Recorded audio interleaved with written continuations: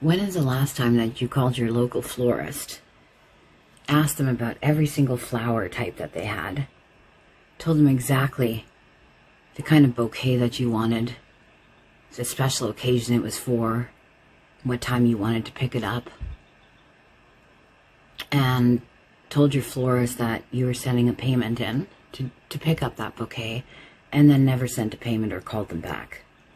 When is the last time that you talked to your kind dentist who has been serving the community for years and had a long discussion about long-term treatment, maybe dental implants, something very expensive that was going to be a big process, and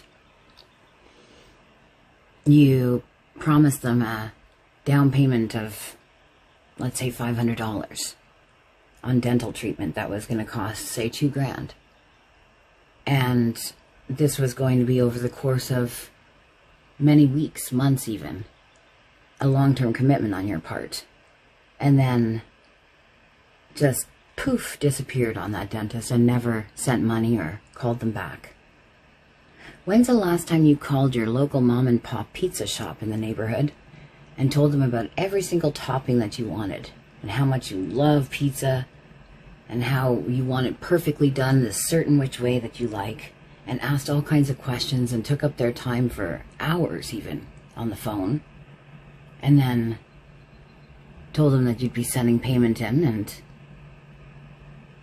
disappeared and never sent payment? And yet they still made that pizza for you. Can you remember doing any of those things recently? No? So why is it that as an online dominatrix, I get an average of 2 to 10 people that do that to me every single day? Yes, every day. So I feel like every day that I start my work, I feel like I've walked into a garden that's covered in weeds, but somewhere in that garden, there's a flower. Maybe 1, maybe 5 that day. Maybe there's 5 flowers. But either way, I have to pull out all those weeds and get through all those weeds and thorns and all that bullshit before I find those flowers. Do you know how frustrated I might be by the time I actually get to the flowers? I don't actually even recognize the flower by the time I get to it, because I've been dealing with so many fucking weeds. If you work a job where you get a salary or an hourly wage, then you can't relate at all to this concept of rudeness. Because, I mean, you could do whatever you want at work, right? And at the end of the day, you're getting paid the same amount of money. You're still getting your hourly wage. Now, somebody in sales might have a little bit more compassion because, well, sales are tough, right?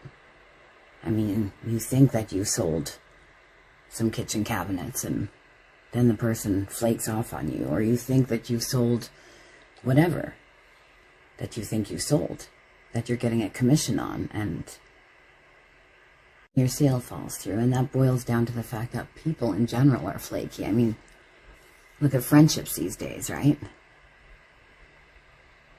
Don't you hate that when people cancel on you last minute? Don't you feel so dissed when a friend, like, leaves you hanging and you were really counting on getting together with them? People are so full of shit, right, these days. It's hard to count on anybody. That's why people are starting to become introverts and hermits, and everybody's starting to hate the fucking world. Well, see now, it sucks because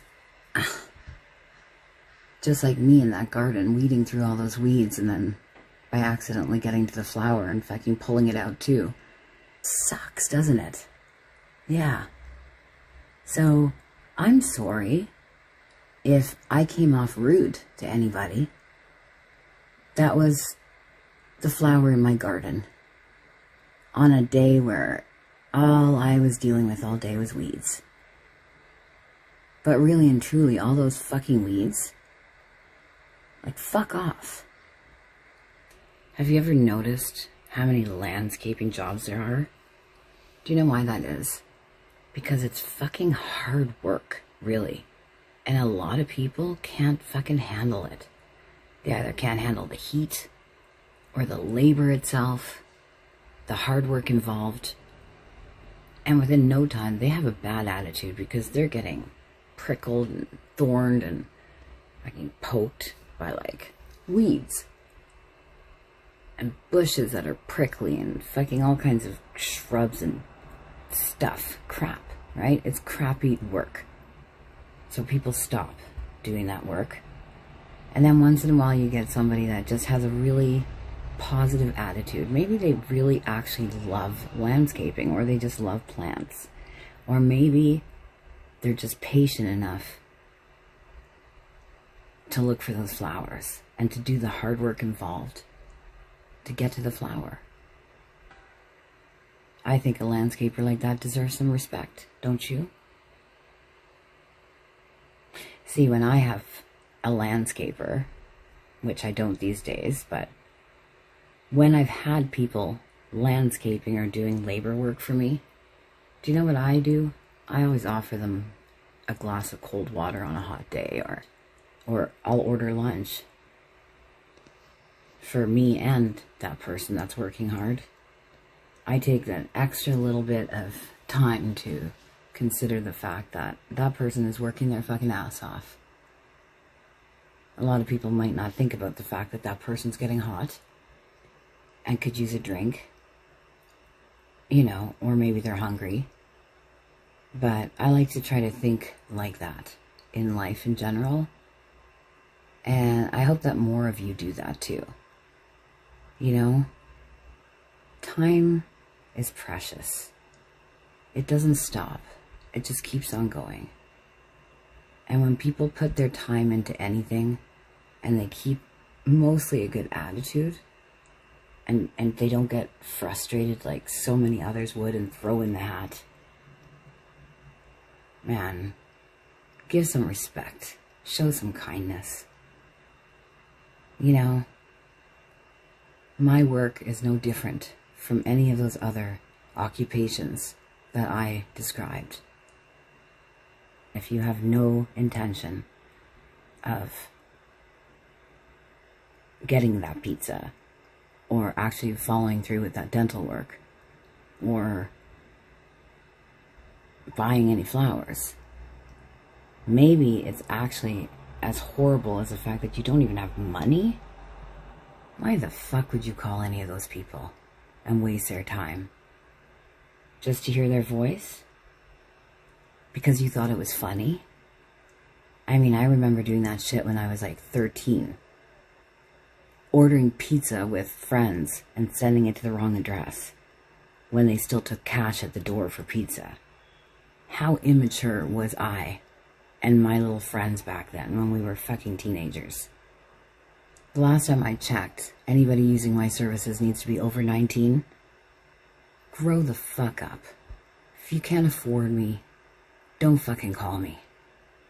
If you have no intentions of booking my services, then fuck off and leave me alone. Get a fucking life.